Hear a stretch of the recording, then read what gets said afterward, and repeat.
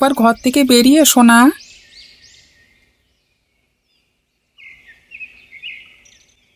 কি হলো বলো তো? সকাল থেকে কানের মাথা খাচ্ছ কেন চিৎকার করে? আমি আবার কোথায় তোমার কান মাথা খেলাম? আমি তো শুধুমাত্র তোমাকে ডাকলাম। হাড় মাস একেবারে জ্বালিয়ে খেলে। কই গিন্নি, আমাদের ঘরে তো অনেক দিন মাংস হয়নি, হাড় মাংস কি করে খাবো আমি? ধুর বাবা, সকালবেলা আমার সময় নষ্ট করো না তো। যা বলবে স্পষ্ট করে বলো।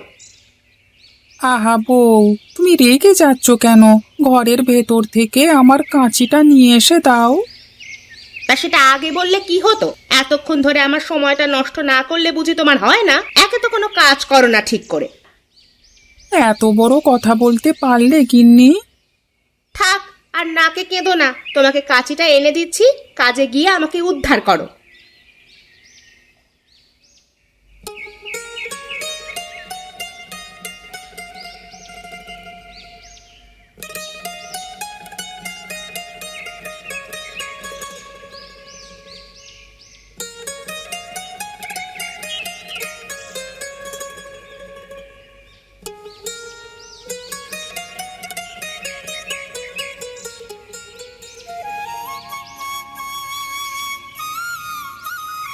নায়েব, এবছর চাষবাস বাজার হাটের কি অবস্থা? সবকিছু ঠিকঠাক চলছে তো? এখনো পর্যন্ত সবকিছু ঠিকঠাকই চলছে মোড়ল মশাই। কৃষকেরা কাজকর্ম শুরু করেছে, বর্ষাও আসবে আসবে করছে, সব মিলিয়ে সবকিছু ঠিকঠাক। এবারে খাজনা ঠিকঠাক আদায় হয়েছে তো? কোনো কমতি নেই তো?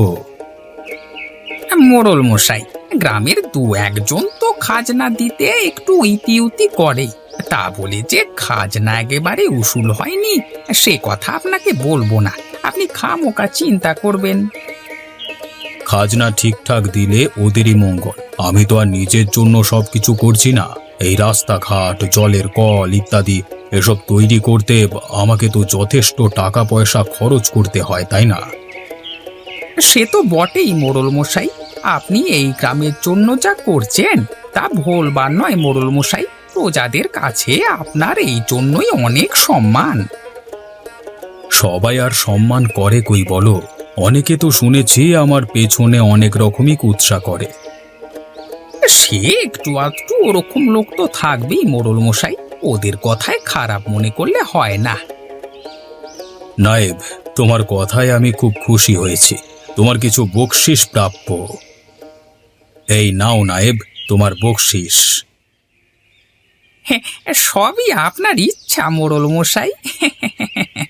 এই তো, এইভাবেই মোড়ল মশাইকে গাছে তুলে দিয়ে কিছু কিছু হাতিয়ে নিতে হবে।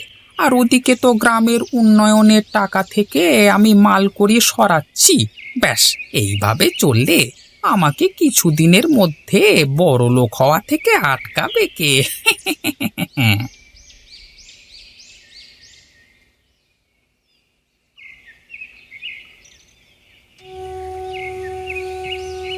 হায় ওপরওয়ালা, আমার গিন্নি যে আমাকে কেন এরকম খিটখিট করে জানি না। আমি তো চাষাবাদ বেশ ভালোই করি, চাষাবাদ করে তো সব ফসলই নায়েব মশাইয়ের কাছে বিক্রি করে দিই।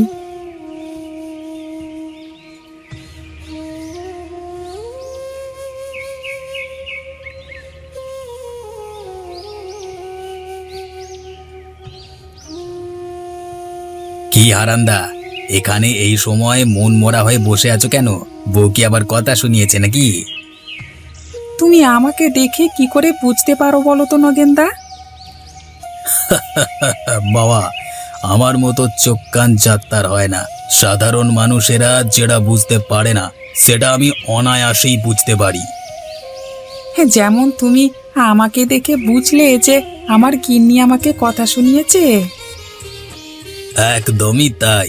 আরে এ তো একদিনের ব্যাপার নয়। তোমার গিন্নি তো তোমাকে রোজই খিটখিট করে, তাই না? হ্যাঁ নগেনদা, তুমি জ্যোতিষী নাকি গো? হ্যাঁ, তুমি এসব আমাকে দেখে বলে দিচ্ছ কি করে? ওরে খ্যাপা, আমি ছোট থেকে হিমালয় পর্বতের চূড়ায় মানুষ হয়েছি। সে কত তপস্যা, কত ধ্যান, তারপর গিয়ে এখন এই পর্যায়ে এসেছি, বুঝলে? নগেনদা, আমিও হিমালয় পর্বতের চূড়োয় যাব, তোমার মতো তপস্যা করব। ওরে ক্যাপা, এ যার তার কম্য নয়। সবাই হিমালয়ের ওই ঠান্ডায় টিকতে পারে না, বুঝলি? তাহলে নগেনদা, আমার নিজেকে বদলানোর একটু উপায় বলে দাও না গো। ওরে তুই কেন নিজেকে বদলাবি রে পাগলা? তোর মতো সরল মানুষেরই তো এই পৃথিবীতে দরকার, যাতে আমরা নাচিয়ে আনন্দ নিতে পারি। কিন্তু নগেনদা, গিন্নি তো সে কথা বোঝে না, সে শুধু আমাকে দেখলেই কথা শোনায়। তাহলে গিন্নিকে জব্দ করতে হবে।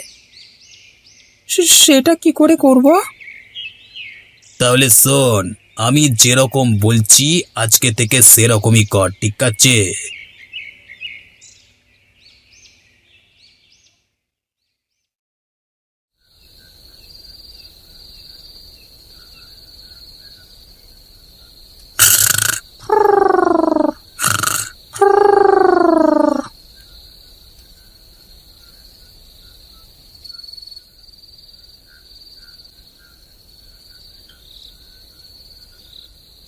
সারাদিন শুধু নাক ডেকে ঘুম আর ওই একখণ্ড জমি নিয়ে পড়ে থাকা। বলি, এখন কি ওঠা যাবে মহারাজ? দয়া করে উঠুন। কে কে কে কি কি কি- কি হলো গিন্নি? এরকম করে চিৎকার করে উঠলে কেন? বলি, খাবারটা খেয়ে আমাকে উদ্ধার করুন। সারাদিন তো ওই একখণ্ড জমি নিয়ে পড়ে থেকে আমাকে উদ্ধার করে দেন। ওরকম করে বলো না গিন্নি, আমি কত কাজ করি তুমি জানো। সে আমার জানতে বাকি নেই। আজ বোধহয় 5 বছর হলো কোনো কিছু আমাকে তুমি কিনে দাও না। এই একটা শাড়ি পরে যে কত বছর কাটাচ্ছি সেটা আমিই জানি। ওরকম করে বলো না গিন্নি, আমি যবে বড়লোক হব তখন ঠিক তোমাকে আমি সব কিছু এনে দেব। থাক, তোমাকে আর বড় লোক হতেও হবে না, আর আমার তোমার কাছ থেকে কিছু চাইও না। এখন তুমি খেয়ে নিয়ে আমাকে কাজের ঝক্কি থেকে মুক্তি দাও।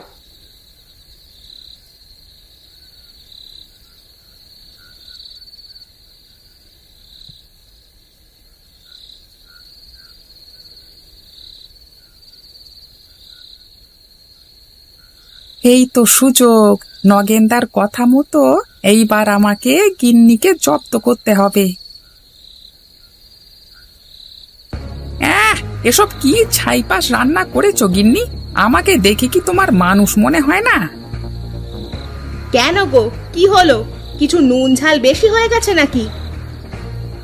নুন ঝালের কথা আমি বলতে পারবো না, তবে প্রতিদিন এই ফ্যানে ভাত আর আলু ভাতে খেতে আমার ভালো লাগে না। যত সব। তা যাও না, প্যাকে পয়সা থাকলে মাংস এনে দাও না। আমি তো রান্না করব না একবারও বলিনি, তুমি আনোনি তাই আমি করিনি। ঠিক আছে গিন্নি, আমি তাই খেয়ে নিচ্ছি। ওরে বাবা,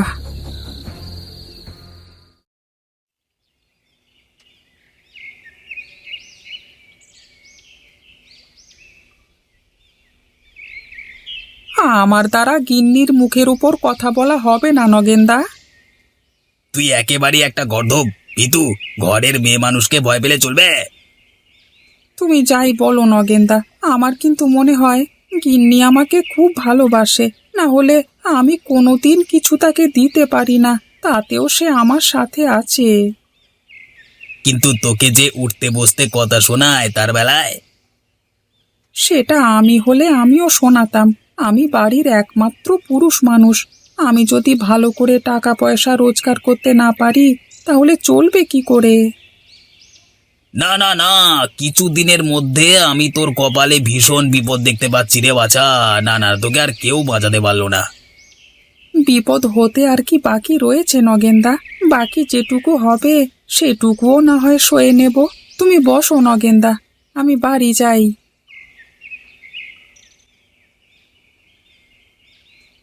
হারানের এক রাতের মধ্যেই এত পরিবর্তন, কিন্তু সেটা হলো কি করে?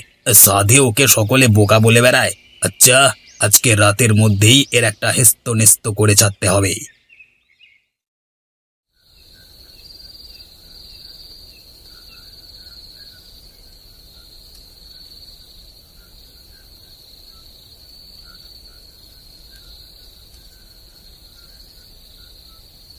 আপনি কে বুড়িমা? কোত্থেকে আসছেন?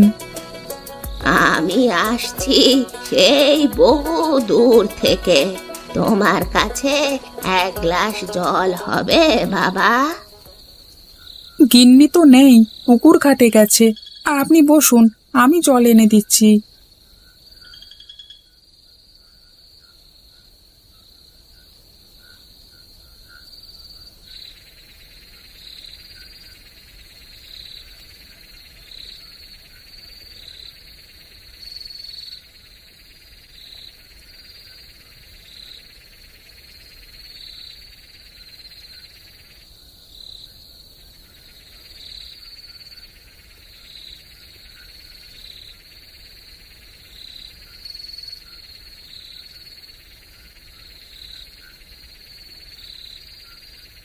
আহ, শান্তি। সেই কখন থেকে একটু জলের জন্য ছটফট করছি। সবাই অপরিচিত বলে আমাকে ঘর থেকে তাড়িয়ে দেয়। আপনি কোথায় যাবেন বুড়িমা? আমার যাবার কোনো ঠিক ঠিকানা নেই, কিন্তু তুই এত ভালো মানুষ হয়েও লোকজনের কাছে তুচ্ছ হয়ে রয়ে গেছিস। আমার কথা ছাড়ুন বুড়িমা, আমার ভাগ্যটাই ওরকম। আপনি না হয় আমাদের এখানেই থেকে যান আজকের রাতটা। না বাছা, আমার কোথাও থাকলে হবে না। আমি এক্ষুনি এখান থেকে চলে যাব। তবে শোনো, যাওয়ার আগে তোমার কানে কানে কিছু কথা বলে যাই। যদি পালন করতে পারো তবে তোমার ভাগ্য পরিবর্তন হবে।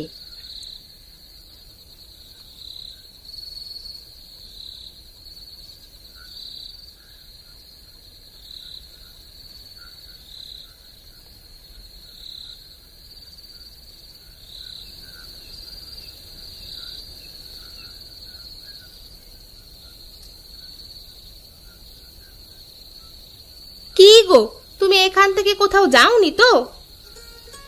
না গো, আমি কোথাও যাইনি। জানো, এইমাত্র একজন বুড়িমা এসেছিল। এই অসময়ে বুড়িমা? তা কোথায় গেলেন তিনি? তিনি এক গ্লাস জল খেয়ে এখান থেকে চলে গেছেন। যাওয়ার আগে আমাকে কতগুলো যুক্তিপূর্ণ কথা বলে গেছেন। বলেছেন তোমার গিন্নির সঙ্গে আলোচনা করে তারপর কাজটা করো। তাই নাকি? তা কি কথা বলে গেছেন? এটা কিন্তু উনি খারাপ যুক্তি দেননি। আমরা যদি কাল থেকেই কাজটা শুরু করতে পারি তাহলে আমাদের কাছে অনেক টাকা পয়সা আসবে। বেশ, তাহলে কালকেই আমি সমস্ত জিনিস জোগাড় করে এনে দেব, কেমন?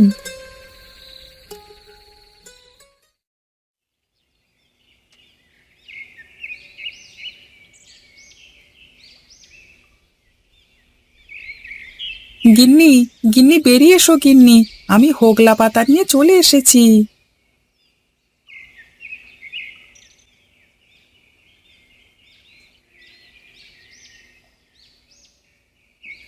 নাও, আর বেশি দেরি না করে তাড়াতাড়ি কাজটা শুরু করি।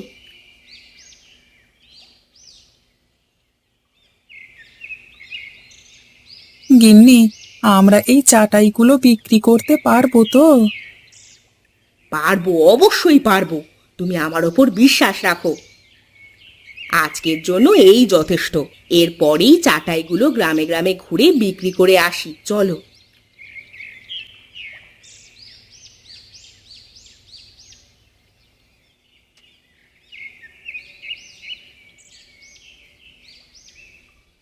নায়েব, এই চেয়ারে সারাদিন বসে থাকতে ভালো লাগে না। যদি মেঝেতে বসবার কিছু ব্যবস্থা করা হতো তাহলে বেশ ভালো হতো।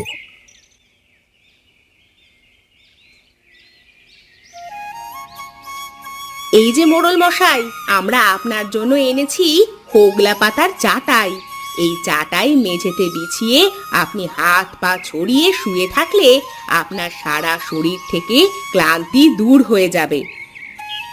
সে কি গো, তোমরা আবার কবে থেকে এসব ব্যবসা শুরু করলে? আজকে থেকেই মোড়ল মশাই, ওই এক টুকরো জমি চাষাবাদ করে সংসার চলে না, তাই আজকে থেকে হোগলা পাতার চাটাই এবং অনেক জিনিসপত্র বিক্রি করব বলে ঠিক করেছি। বাবা বাবা বাহ, তোমার এই সিদ্ধান্তকে আমি স্বাগত জানাচ্ছি।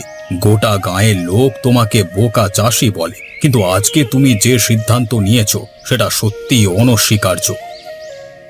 আপনি কি একটা চাটাই নেবেন মোড়ল মশাই? একটা কি, আমাকে 3টে চাটাই দিয়ে যাও, তার বদলে তোমাদের যত দাম সেই টাকা আমার কাছ থেকে নিয়ে যাও।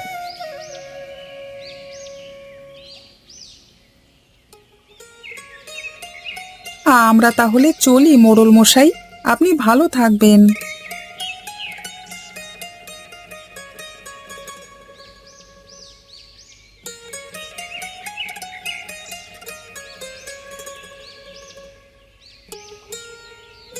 আরে বোকা চাষি আর তার গিন্নি কোথায় বেরিয়েছে?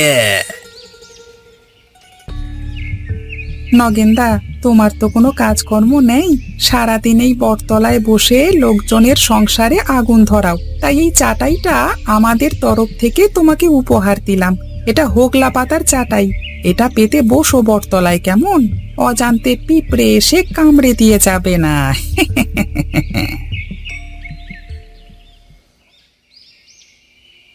উড়িষ্যালা, এই বাছাধনের কথা ফুটেছে, কিন্তু হঠাৎ এই পরিবর্তন কি করে?